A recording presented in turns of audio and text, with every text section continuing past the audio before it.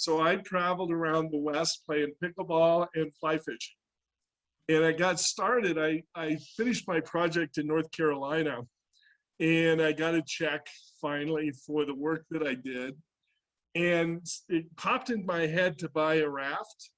So I'm going online looking at rafts, and there was nothing available, nothing that worked. And I called this place in Missoula, Montana, kind of a lark, to talk to them about a raft that they sold, but they didn't have any in stock. And I'm talking to the guy and I'm asking him, well, can I get a used one? And he laughed at me. And the laughter was, we don't have used ones. No one ever has a used one of the raft that I was looking at. And I said, oh, well, that's too bad. And all of a sudden he stopped in his conversation and said, wait a second, I have a guide who was here half an hour ago, moving to Florida, and he's thinking about selling everything. So I said, oh, that's cool. So I said, give me his number. So I called him up, and the guy said, well, I hadn't thought about it really, but yeah, I'm interested. Okay. And I said, well, I'll be there in 2 days. So I drove up, went down the Blackfoot River with him, where he taught me everything I needed to know about drowning people in the raft. And, you know, I caught a couple of fish, I rafted it, he caught a couple, my wife rode it and rafted it, and we came to a deal. And that's how I ended up with the raft. Yeah. It was sort of like just came to me in that context. And I haven't used it as much as I wanted to, but I've pulled it around all over the country, and the thing still works, it still floats, and it still sinks people. There you go. So last year you said, I'm gonna just go camping and pickleball. I'm going camping and pickleball all over the West. So I went from Sedona up to Missoula, and then we had friends up in Spokane. So I went up to Spokane, I did the Priest River, I did the Spokane River, I did Coeur d'Alene, I did the Joseph River, I did the Clark, I did Bitterroot, Blackfoot, I did the lakes up around there. Went over to Missoula, or to Craig, Montana, and did the Missouri River. Went to the Tetons, I did the Snake River, I did the Gross Verde River or whatever, and I just spent the summer playing pickleball and fly fishing. Majority of it by yourself? Most of it, no, I actually had my wife with me for the most of it, and another group, 2 people who are good friends of ours from Encinitas, California, who were with us for about 3 or 4 weeks. Wow, that's impressive.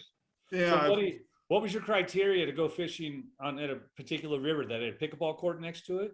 Yes. I like it. So like Missoula had 3 rivers and a great pickleball community in Missoula. So I would go play pickleball, talk to people on the court, because surprisingly, a lot of pickleball players like to go fly fishing. And I would get the intel that I needed, and off I'd go. And so I'd do one day fishing, one day playing pickleball, back and forth. And I did that in Missoula. I didn't do that in Craig at the Missouri because there's no pickleball there, but I got to fish the Missouri River.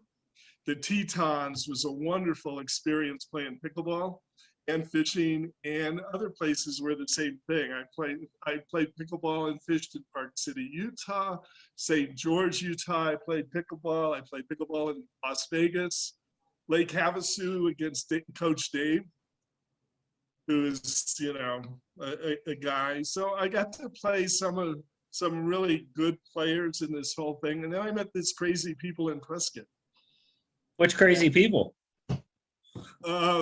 Gary calls me Dave when I don't do a good thing, and Adam, who is a, you know, I don't know what to call Adam, but anyway. So we hit it off. We actually hit it off. We went up to the San Juan River and had a great time there, and then we went up to the Colorado in Dutch John.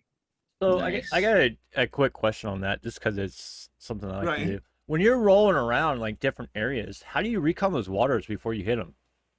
Recon him? Yeah. The only way that I can recon it is either someone on a pickleball court or a fly fish shop. Okay.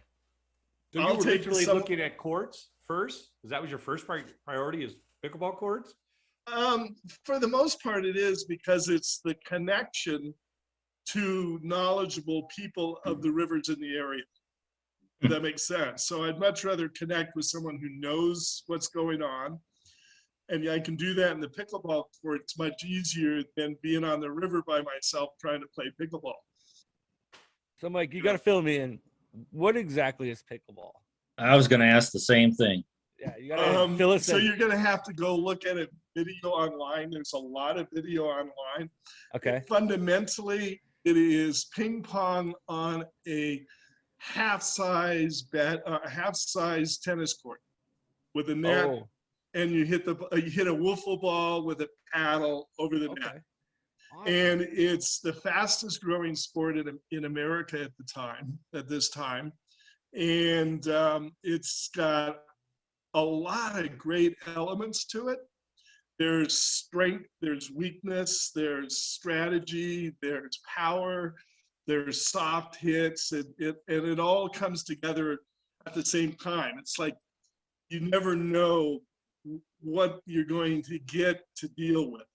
Yeah, that's awesome. I was intrigued by it. It sounds really cool. I haven't heard about it around here, but I'll definitely Yeah, look where are into it. you at? I'm over here in South Dakota, Rapid City. Oh my God, there's a great court in Rapid City. Is there? I'm gonna have to look it up. I'm gonna check it out. Next time we talk, Mike, I'm gonna be looking to play you. So Okay.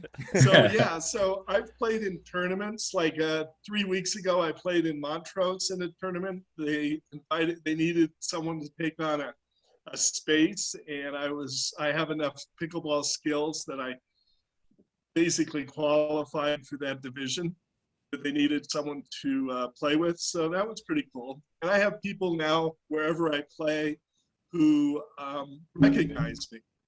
awesome. So it's kind of awesome.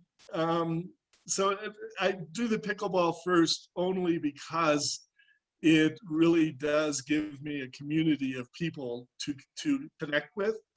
Yep. And when they see me in the boat, the first question is, what are you doing with the boat?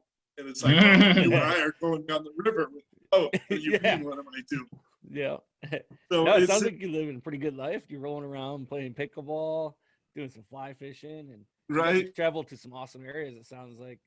So Yeah. when you're out there, I'm sure you've had plenty of them. But do you have anything that like sticks out? Like, what's the most embarrassing moment you've had on the road? Most embarrassing moment like I've your most ever had? embarrassing fishing moment or pickleball moment. It's up to you. Well, I was on the Colorado River by John Day, and the guy in the back seat jumped out of the boat, came down to where the oars were, and looked at me with this face of, what am I doing in a blizzard in the middle of the river? And all I could ask him was, what are you doing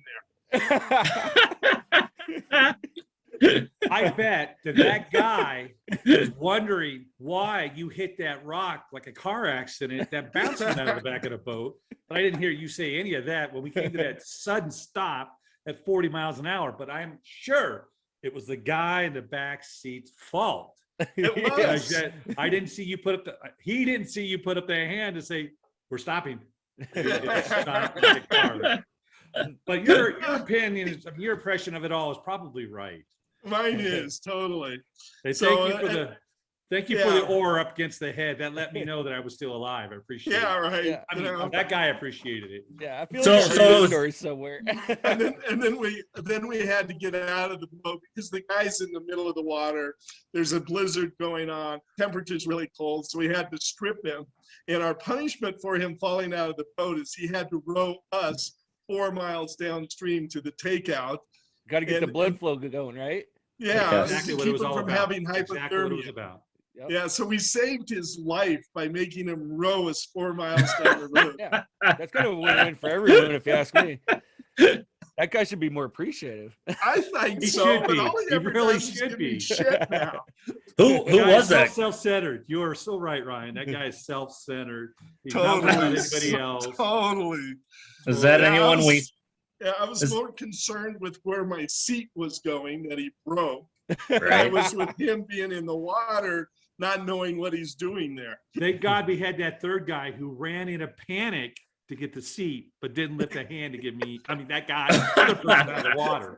But he dove in to save that plastic $10 seat. He's, Yeah, he's the champ of the story. Absolute, but I don't have that seat anymore because I had to get new seats because they got broken so bad. Probably because they got waterlogged or something, huh? Yeah, something No, it like was that. the two fat guys that sat in it the day before. So we're not talking about those guys.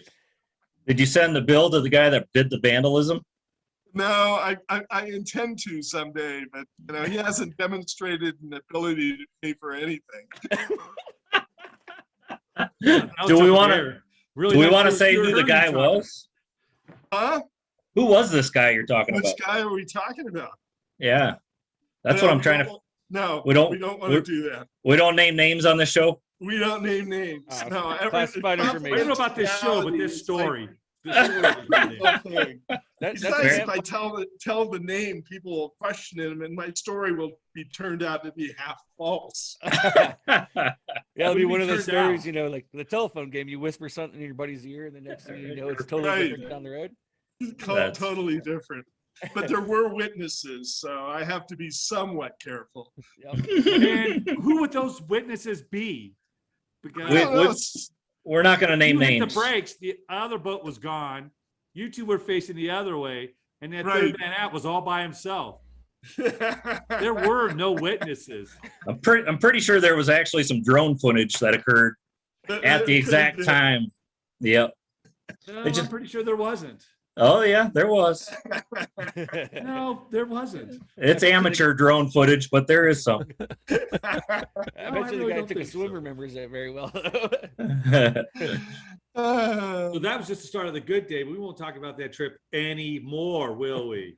About the poles being left in the middle of the snow on the The ramp. truck being left on the side of the hill, the boat on top of the hill. We won't talk about any Oh. We of that. won't talk Oh. about those things whatsoever. We No, got to let's leave rewind real that. quick. Did you say some poles were left on the ramp? Yeah. We don't- Yeah. did they No, get that's covered not in what you snow? heard. I mean, it's what he said, but it's not what you heard. And then I told these guys very specifically as I'm driving up this hill that's now got inches of snow on it, not to distract me one iota until I get up there. At the most critical part, some yoho in the front seat asked me a question. Do you remember Okay, what the question was? The question was, are we going to die? Yeah, something like that. And then, of course, I'm sorry that distracted you. yeah. So that was his revenge for falling into the river, was to Ah. distract me at this critical moment. And of course, I lost everything, and I had to park the truck. And then this other guy came by and picked the boat up off the truck and took it Or up. stole to the it. We top of weren't the sure hill. which. And then these other people came by and attempted to pull me up the hill, but they were totally useless. So I had to leave the truck there all night. Oh, Next no. morning, came down, got in the truck, and because it was so cold, everything was really crunchy. Just drove right up the hill without a problem. Wow. This And kind of now- leads into a bigger question though, Mike. Why? We Yeah. got we got three guys from Arizona going on a float trip in Utah in the middle of winter. You're right. And these three guys ask each other, well, who's going to tow the boat? And the guy with the two-wheel drive F-150 raises Yeah. his hand. Yeah, exactly. Oh, okay. I just heard want it to make was sure I his boat. get this Right. train By of the thought way, correct. It's two On guys the from drive- Arizona, one guy from California. Oh, Moved to Arizona. He's not I'm not even sure he owns a place here anymore. I mean, I in do. Arizona. But on the drive back from from the Oh, fishing geez. trip, the snowstorm was still happening, and we were driving down the road in the Navajo Nation, and the plow guy pulled over to the side because he couldn't see anymore, and we just kept going.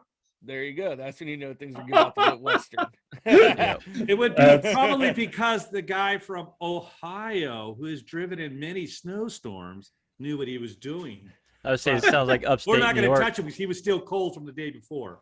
Right. Maybe it wasn't as- And then we He got wasn't to in the right mind Flagstaff. frame.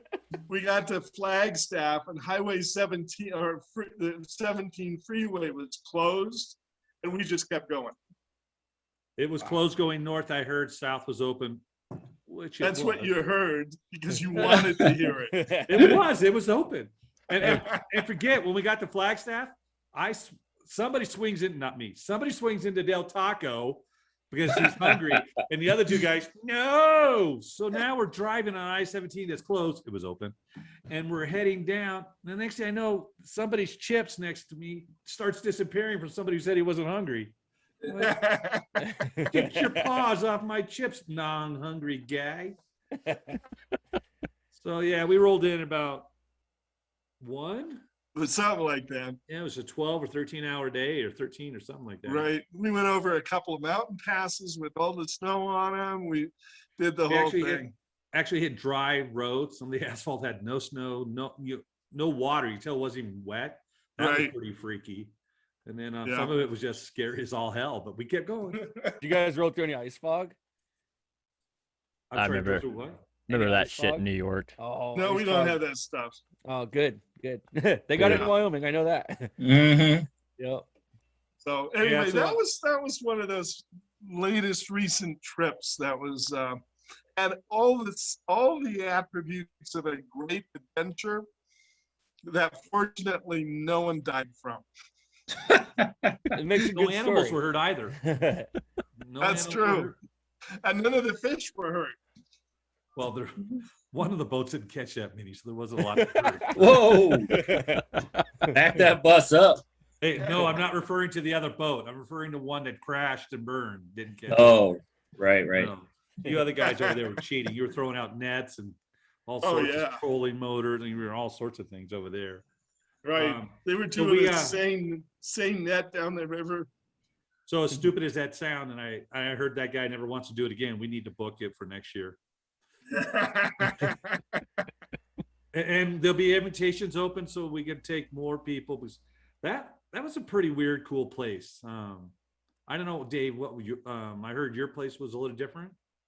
Was it just a What? bunkhouse? The Dutch John cabin? Yeah, because I didn't see your room. Oh, it's a really small cabin. It's just a cabin with 2 bunk beds and then 2 twin beds, and no cooktop, no mic. Well, we had a microwave and just like a small under counter fridge, and that's it. So no, They have couldn't go ahead.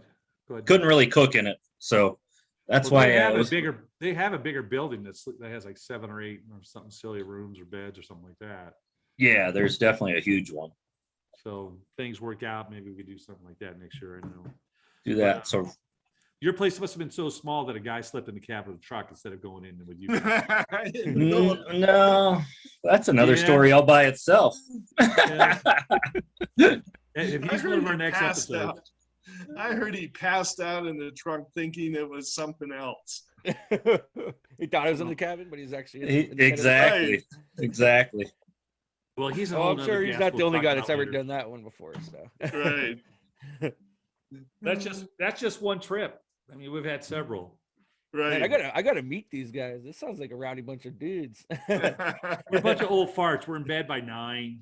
Right. We're Yeah. up at 4, ready to We're go. horrible. Horrible. You'd fit right in, Ryan. You'd like it. Okay, so that takes care of that question. What's the next question? Well, how many years have you been fly fishing? I started fly fishing in my teens, so that would be close to 20 50 years. 20 years ago? 50 years ago. Oh, 50. Gosh, you look 50. so young. I know. I'm 70 years old. So I Wow. started 50 years ago to piss my old man off. Really? Yeah, 'cause All right, let us hear about that. What was that conversation? Let's hear that. Well, my father grew up in the mountains of Oregon, down on the Elsie River. And in that period of time, in the 30s and 40s and 50s, you fished for food, right? So for him, it was about catching fish to eat. It wasn't about catching fish. So I took up fly fishing to piss him off. Awesome. You still talk, or did you guys talk for a while? And was What was his first impressions whenever you started doing that? Total disdain for me as a human being. Really? Right. It's like I'd catch a fish and I'd release him and he'd give me that scowling look of, why'd you do that? And it's like, Yep. yes, Trying that's to what cast fly where the fish fishermen isn't do. swimming away. Yeah. Did he ever get over it, or does he? No, he still isn't over it. And we don't fish together anymore. We went up to Alaska 1 year, years ago, and I fished with him for sockeye on the Kenai River. Nice. And so that was kind of like I would let him go, and everyone on the Kenai River would give me that look. Because the Kenai, when you fish the Kenai, everything is for subsistence eating. Yeah. But I was true to the passion of fly fishing. Yeah. So Yeah, and it's expensive to ship it home. yeah, it is. They got fish at the house. You just drive Right. home and go to the store. Yeah, they got mad at me because I would wade out into the Kenai River, and it was like the sockeye would come right up to the edge of the river, and I'd be in the middle of the run. And they were Well, that might be a good thing. You're like a rock. You're separating the seas for all all the they had huge to do inside you. is all they had to do is fish around me, and they were good. And I was catching fish. I was catching as many fish as they were, Right. and having a great time doing it. But I'm like casting out to the middle of the river, Yeah. and they're all casting 5 feet offshore, right? Yep. 'Cause they're just basically Yeah. They're doing the snagging old them. Kenai twitch up there. Yeah. Yeah, I know the Kenai what that is. twitch. Yep. Yeah. And I was most impressed with the old man who came down the slope, got onto the river, caught 3 fish in about 4 casts and left because 3 yeah. fish was the Wow. limit. Yeah, he knew what he was left. And there were doing. like 100 guys on the bank, none Yep. of them catching anything. And this old Dodger came down, caught 3 and left. Yep. So, He knows what he's doing. He's probably been Was doing he it a a couple spinner reel? times. I'm assuming because everybody was. a spinner, yeah, a spinner reel. Yeah. Was he using bait? And- Could you tell? Huh? Could you tell? Was he using bait? There is no such thing as bait. Oh, okay. I don't know because I don't spin, so I have to take your. When word you're for it. fishing for sockeye are coming up the river and they're not eating. Their mouths are going up and down as they're breathing, sort of. And what you've got on is a hook with a piece of yarn on it, and you're trying to basically snag the fish in the mouth. You're hoping that the two meet at the same time. Or And you you catch or you them in just the floss mouth. them. Yeah. It's like, Huh? Yeah. Or you floss just turn 'em. around and floss them. Yep. Right. yeah. But you How can't many- catch them on the tail, you have to catch them in the mouth. And so it's pretty exciting because when you do hit one, they go out to the middle of the river in about 4 seconds and spool you, and then you got to reel them in. Yeah. So Was it combat fishing back then? When did you go? Oh, yeah. I don't it was remember you. combat fishing, shoulder to shoulder. Yeah, crazy. Yeah. And you get one on, no one leaves where they're at. Oh no, they don't care. They don't care. And you pull them in, and if you leave, someone takes your place. So Yep. it's exciting. Did you get a chance to do any trout fishing on the Kenai? I did not get to do any trout fishing. I wanted to go up to Alaska this year, but COVID, I couldn't get through Canada in a timely manner. Yep. So They I just, had a plan to go up and fish Highway 24 in British Columbia. Oh, yeah. And then go over to Kenai and other places in Alaska, the Russian River, things like that, do both kinds of fishing. Mike, I just saw an article yesterday that Canada's going to open the border in 2 weeks. Oh, Right. cool. But by then, it's Yeah. almost too late. Yeah. Well, You know, Sometimes to they get really- late. They You get you late. can get up Mm. you can get up there, but if you spend any time up there coming back, you're taking a Right. chance of hitting the weather. Mm. Yeah, that's Right, and the runs are done by the middle of August. They're done for the most part, except for the Chinooks, I guess, in September. So it's a huge risk, and I wouldn't get to enjoy British Columbia, which is Yeah. really as much part of the trip as anything. Yeah, you I know. wouldn't. I made that trip, and we stopped at this little cabin. I don't remember what it was, but they had a gas pump. I wouldn't call it a gas station. They had a pump of gas, and Right. we stopped, and they had these amazing cinnamon rolls and all this out in the middle of BC on our way up to. I lived up in Right. Alaska for a few years, and I ran across a couple of guys rigging up their rods in the parking lot, and I asked them, I was like, "Hey, what are you guys going for?" And they're like, "Oh, we're gonna go chase bull trout and grayling." And I was Right. all excited, and I'm like, yes. So I'm running there, and they're like, yeah, you can buy your license in the store. So I go in there, and of course, like earlier that year, they're like, yeah, we did it. Now you have to like do it all online. Right. So of course, I had zero cell phone service. I couldn't. I don't know. I didn't want to risk it and get caught. Like, being an American up there without a fishing license or something. But Right. yeah, maybe we'll have to make that trip together one day. That'd be fun. That would be fun. I did the Bow River years ago. That was a great a fishery also, the Bow River. But I wanted to do Highway 24. And part of the reason for it is when I was a young boy, my dad took a vacation up to the 100-mile house, and he was fishing, but he never took me fishing. Hmm. So it was another one of my, well, I'm going to do it anyway. Yeah. So, There you go. Mike, are you full of animosity? Sounds like it, bro. I am. With all this, holy crap, traveling. I mean, I guess what was the like your most memorial fish? Like the one that got away and the one that got made the most impression on yourself. Actually, there's two of them, a couple more. One was when I was on the San Juan with this guy that I tried to drown. I hooked into, on the San Juan, you use size 20, 22 hooks, which are like, you can't even see the sucking things, And I hooked into a brown trout in very shallow water. He swam to the deepest hole and sat there. And I battled him back and forth, moved, tried to get him to move. He refused to move, and eventually the hook just worked out of his mouth.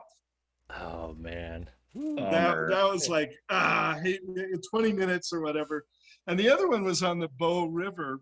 I was with this guy going down the Bow, and at that time I heard it was a world-class river, and I go, this is really cool. And I'm down, and I'm on the river for well over an hour and a half. And I'm like, I look at the guide and I say, what's going on here? What am I doing wrong? Right? And so now you're hitting every spot I point to. So you're not doing anything wrong. And I go, well, if you ever had this experience of someone going down this long without any action whatsoever. And he said, well, I did one time. And I said, when was that? He said, when the Olympics were in Calgary, I had a Russian ambassador who was so drunk he couldn't pass. He's gone just about as long as you have. I go, thanks a lot, dude. So that made you feel better. A whole lot better. So he said, okay, we're going to go get George. And the guys up there have a brown trout they call George. He hangs out in the same place, very territorial, and they never fish for him because it's kind of a special thing. And so, well, we'll go fish for George. So, okay, fine. So we go over to the side of the river, and there's just this little riffle, and it's like, how can a fish even be in that riffle? And I cast into it, and I catch George. And George takes us out to the middle of the river, and my wife calls. So I have a choice, my wife or George. That's an easy choice. Yeah. That was pretty easy. Yeah, I am now divorced. No. So I chose George of all things, and George was 35 inches. Wow. He was across my shoulders. I have a picture somewhere. He was across my shoulders. Just a Dang. big fish. You made the right. You made the right choice. Yeah, Yep. and that was really cool. So, and then on the same trip, when you have to go to the bathroom, you have lunch, you park the boat along the river, you leave your line off the back of the boat because you don't reel it in, you just put it there, right? We have lunch, we do our thing, and we get back in the boat, and the guy starts rowing out to the middle of the river to start drifting down, and my line, it's caught. And he goes, oh shit, you got a snag. And I pull it, and all of a sudden my line goes straight across the river. And I look at that, that's not a snag, that's something else, right? And it goes across the river, and he goes, oh shit, and he starts rowing. All of a sudden, my strike indicator starts coming down, the river. So I'm doing this as fast as I can with the line because I can't reel fast enough. So I can get the bigger lines, and it's coming down, and it goes right underneath the boat. And I Ugh. turn around to look the other side, and the indicator comes up and the fish is gone. Oh Oh no. man. So I call him my Bow River shark. Because it was like in Jaws, you know, with the barrels that under the boat and they pop up. That was my Bow River shark. Oh, So heck yeah. I have no idea what it was, but it was just one of those rare experiences where he just took off. I know what it was, Mike. That's a little something that we like to call the reason to go back to the Bow River. There you go. Something that keeps Yes. going back. Well, now you know why I wanted to do that on my trip to Alaska. Yeah. So Yeah, Dave, you're getting ready to roll to Alaska, right? Yeah, I'm headed up there Thursday. There's still room for one more, Mike. Get a plane ticket. Yeah, go chase we're those in trout, Mike. Alaska. We're gonna hit the Kenai River. We're staying in Soldotna. Oh, I And- like Soldotna. Yeah, it's a great little town. But we're staying Yeah. right on the river. Got a cabin on the river, and we'll fish the river a couple days. We've got 2 days offshore, deep water, and then we got one Right. fly out. So it's gonna be a good trip. Wow.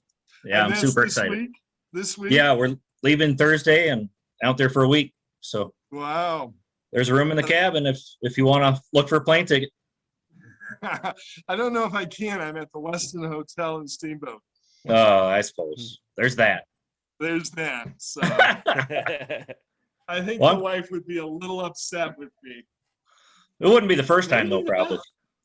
No, nor the last. So maybe I'll just do it anyway. So, Mike, does your wife fish with you a lot? Does she like to fish, or is she rowing the boat, or? She likes to dally around. I mean, the Okay. classic story of my wife fishing, we were on the Bitterroot up outside of Hamilton, and she's on the side of the river, and she's casting away. And these two guys come down in a drift boat, and they ask her, how's it going? She said, it's not going. And they're laughing as they go by. So I go down to see what's going on. And she's been fishing for the last hour without a fly on her line. Oh She snapped no. it off somewhere and didn't know the difference. So. But she did last year. She caught the bigger fish between us last year. So Awesome. on the Missouri River. That's So, great. That was, we shouldn't have been on the river. It was flowing really, really, really high. And I had her rowing for a little bit, and she hit the guide once, and then she hit the guide twice. And then I said, okay, I'm taking over. And that's when she hooked the fish. So it was one of those experiences. Fortunately, the guy laughed all the way instead of got upset with us. Yeah, that's So, good. Good people. Anyway, no, she's not a fisher person. She more likes the sound of the water and doing something. When she does she use a fly rod or a spinner? Fly rod. Well, she does. At least she Perfect. does that. A lot of women are like, I'm not going to do that. Give me an easy one. Yeah, no, Right. she does the fly rod. Yeah, at least she makes So- that try. Yeah. Yeah, I don't have a spinner rod. Oh, and the most important question: she plays Yeah. pickleball. What? Does she play pickleball? No, No. no. What?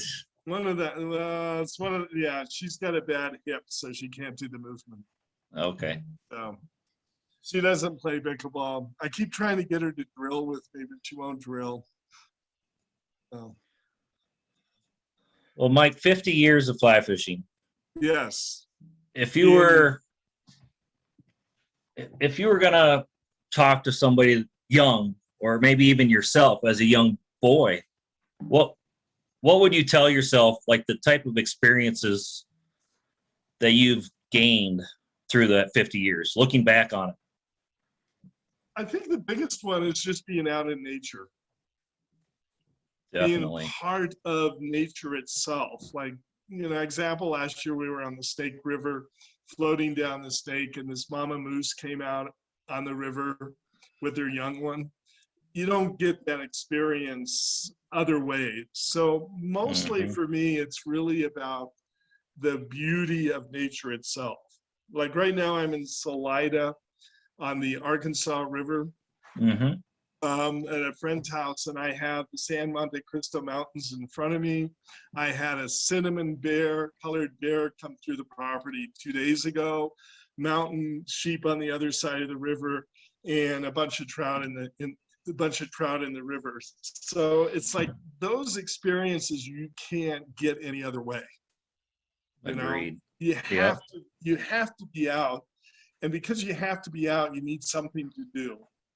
And fly fishing for me is that outlet of, there's just something magical about the process of the art of fishing, because there's an art to it that you have to become somewhat of a master in to really do well with it. Yeah. And it's the only one of those things where I know I can get in nature and I have to be more than just a hiker. I used to hike through the things, but that's just walking with a pack, a painful experience over time. Where fly fishing just provides a vehicle to explore really nature, but also to challenge myself to become better at something in the process. So fly fishing provides me that vehicle of nature plus forcing or giving me the opportunity to become really proficient at something that's artistic. That's awesome. Yeah, I love nature too, and all the places it takes you. That's no Right. lie that trout don't live in ugly places. I think we all agree on that. Yeah. They Very don't, true. except for the one that caused you to fall out of the boat. That Well, kind of place. Well, I mean, but then you get an underwater view of nature. I mean, that's a thing within itself. So. There's Up things close down there and you got to see personal. too. You The know, trout's it's a great. personable one. I mean, Dave, I think you also had a shot this year on the wrong side of the water level, didn't you? I did. Yeah, that was a trip down to that infamous San Juan River that Mike was talking about. How can you fall in the San Juan River? Well, I thought I saw George, Mike. I saw George, and he wasn't biting my fly, so I just jumped in to try to wrestle him to the boat. Sometimes you got to think outside the box. Sometimes you got to do But that. and outside of the boat. Well, and outside the boat. Right. Dave had seen some stuff underneath that river. He's the only one that knows. He's the only That's one that right. knows that rock. That there's a big fish sitting behind that specific rock right there. Oh man. Yeah. So, Mike, it sounds like you've lived a very amazing life, and it sounds like I have. You enjoy your life, which is just awesome. I feel like a lot of people just kind of like to cruise through it, and they don't take the time to enjoy it like you are, and that's where I'm at as well. I'm trying to slow down, Right. nature and everything. So my question for you would be, of all the places you've been and you got to experience, there's got to be something where you haven't been yet. If you had a dream trip, describe us, where would that be? Well, actually, I was going to do one of them this year, going to Alaska, fishing on 24. And then the other one that's still always in the back of my mind is Tasmania and Patagonia, down in the southern hemisphere. I have fished New Zealand, which was awesome, but I wanted to do something a little more dramatic like Tasmania. And the reason I want to do Tasmania is I had Tasmanian salmon in Bali years ago. That was just awesome. And I didn't know there was a salmon in Tasmania. Yeah, I never knew that. Yeah, it was a great fish. And then the brown trout run in Patagonia, Heck you yeah. know. And then there's Siberia because, I don't know. These Kamchatka? exotic places. Huh? Kamchatka over there. Yeah, What is Kamchatka. over there? The Taman? Oh man. Yeah, It's pretty Taman. awesome. Yep. Yeah. Now, So I was gonna I say, have those things that sit in the back of my mind as something to do. So, but I think mostly right now I'm just wanting to enjoy the rivers of the West. Some for sure. Wyoming, Idaho, Yeah. some of the smaller rivers in the West. Have I've you never noticed been- more traffic or anything like that? I'm sorry, Ryan. No, Is what? How's the traffic and the crowds of people? Have you noticed that different this year? No, Obviously, I COVID, haven't not a lot of noticed. people gotta go ahead. I haven't noticed much, really. I mean, mostly because I do more boondoggling than anything. Most of the people stay in these little resorts, these little RV places, and they're not out and about. So I don't have that much of a hindrance from those people whatsoever. They're all mostly retired, and they sit around in their little RV drinking their afternoon cocktail, but I don't see them anywhere. So like I'm on the Arkansas River now, and I've seen 4 or 5 fishermen in 17 miles, Wow. Heck yeah. That's tough to beat. and I'm on a stretch of the river that is privately owned, and no one fishes it except for Mike across the way fishes it. And he's one of those guys that wants to be a guide, but he's stuck having to work in doing something else for a while. Mhm. But he's pretty awesome to fish with, actually. He's fun to fish with. But I've got 75-acre stream run here with some of the best water on the Arkansas that no one fishes. That's awesome. Man, Even the drift boats that go by, you just go by. There you go. They don't Just see keep the on ripples. going, They bud. don't see, they don't see the ripples. They don't see the little pockets because they're going too fast. How many So it's days are you pretty- fishing there, Mike? How many? I Yeah. leave tomorrow. So Okay. I've been here 4 days, and then I leave tomorrow for Steamboat Springs.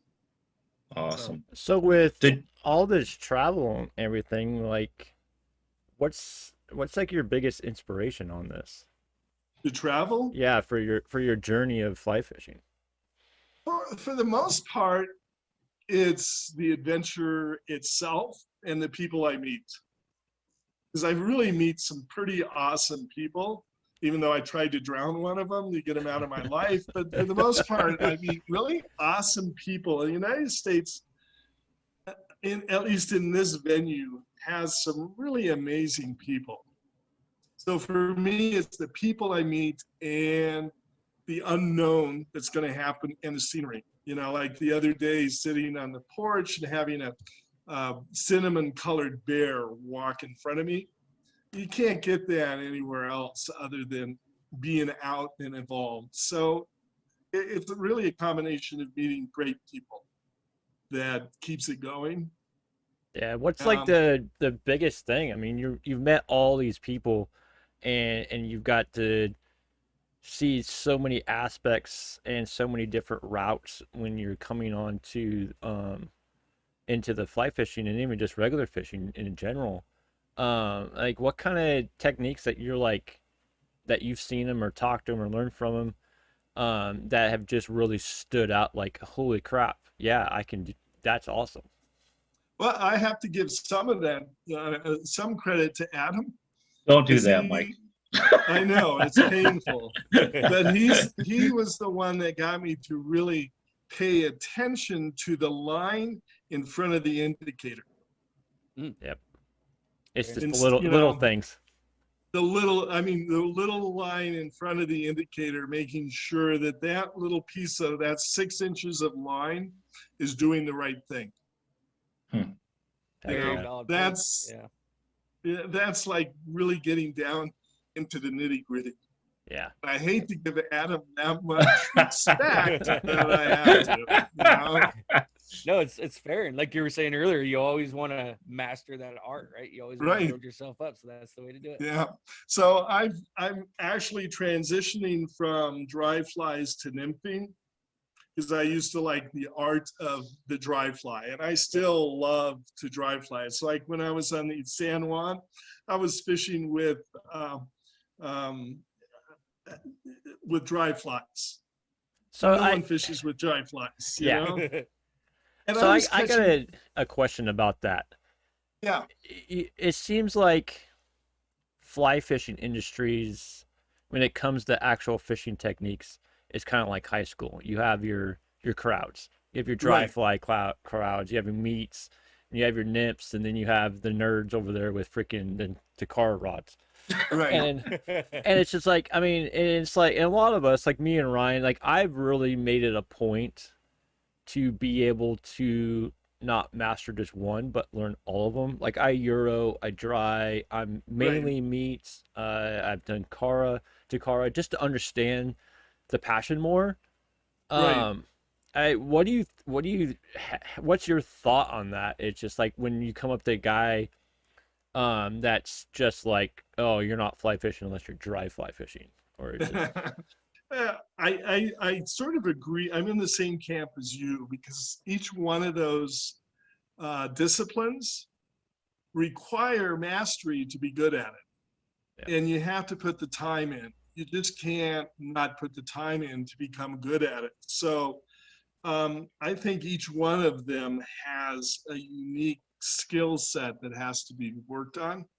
And anytime I'm working on improving a skill set, even on the pickleball court, I'm a happy camper. heck yeah. There's something within me that loves that concentration or that focus. It's just part of who I am. So I get to express that, streamers, which I don't do often, but I do streamers or dry flies or nymphing. I haven't done Euro nymphing. It's Fun. next on my list, but I just haven't got myself psyched up to buy the rod and all the stuff.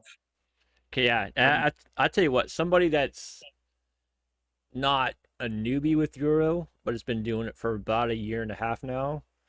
Um, it definitely, it's surprisingly, because I gave a lot of crap to it because of me being a meat guy. Right, But holy crap, it opens up so many more doors. I mean, it's just right, like I'll throw everything in there and it'll be nothing, and I'll grab my Euro rod and run it through there and pull like 5 fish out, right, and right. it's Well, crazy. yeah, and what I find amazing is how close those fish really are. Yeah, Yeah. Because I think I'd scared them off to the other side of the river because they're not biting anything, Yeah. and yet they're still in that channel. yeah, They're still in that seam of water. it's So, insane. I mean, I've walked out and I've caught fish like almost a foot and a half in front of me, just swinging right. it through, and it's like holy crap. And so it's pretty cool. It definitely allows you to hit different lanes that the rest of your equipment won't. Won't get to. Yeah. But there's still something for me special about throwing a dry fly and watching the fish come up and grab it and go down. Oh, heck Oh, And yeah. just see the whole process of the mouth open, the gills go out, and the fish, just take it and go down. That is still special. I tell you what, if Right. you want to get some good dry fly action, and Gary can kind of attest to this, if you ever make it to Oregon, I'll see if I can't get you over to my buddy's ranch over on the EMZ. And so, Well, I'm going to be in Oregon because my parents live in Medford, okay, yep, and it and actually, I have to Williamson see River. my parents sometime this summer. 'Cause Yeah, they're in their 90s, and it's time to see my parents. John's over in K Falls, so he's not too far from Medford. And so Right. he has 5,000 acres over there, and he has two of the three headwaters of the Williamson River coming through his property. Oh, really? Yeah. One of my favorite rivers. I've never caught a fish. Well, I have caught a couple of fish on it, but I just love the river. It flows into Klamath on the north side, and it's a spring that comes up off of Crater, the mountain there. Yep. From Crater Lake, and it just flows through this The little really, farmland. the farmland, and Yep. it's so idyllic. It's like I don't care if I catch a fish or not. There's just something so idyllic about the river flowing through this farmland. Yeah, it's absolutely beautiful. So they just, I don't know when's the last time we went through there. They just finished up the restoration in there. They went through, opened up all the whole creek itself, back to the original path. And so now it just flows beautifully through there. They did really, really, really good job. Oh, good. Yeah, because it's been many years since I've been there, and I still remember it because you have Crater Lake the mountain right there, coming down with the snow on it, and this little beautiful thing, and a couple of cows hanging around, and no one else there. Yeah. Oh. All right, Mike, we're getting close to the end here. Is there anything Okay. you want to say to the world or anybody else? You need to harass, You don't want me exaggerate, not tell Me? the truth. redo Well, any of those things. You know, I no, don't we- do any of that stuff. I'm the we most have not- straight up, honest person you've ever met. Yeah. So, anyways, we're giving you a chance to come clean, and if you feel you don't need to, I understand. I can't come clean. Ah, No, that, my whole body would like go into rhythmic convulsions if I came clean. Yes, I wanted to thank you for that. So the image wasn't enough, but you had to show it. Yeah, So I had to very, add to it. very appropriate. Appreciate it. I mean, really, do you want to say anything, or we go ahead and close the show out? We really enjoyed you coming on and enlightening us in your life and the things that happen around you. I think the only thing is really is there's something that you feel missing that you would like to know. No, I'm good. Okay, see, because you know, all I can be is, you know, for me, it's being in service to other people. And if they need something, I'll give it to them if possible. Well, Like, you I know. was kind of thinking about this actually. So something that we need is Mike's book of fly fishing. I can see this already. I can see it happening. I can see you writing Yeah. a book about your life and your experiences. I'm gonna keep an eye out for it too. Yeah, I've got a table that's uneven. I can use that book too, Mike. Oh, God, Wow.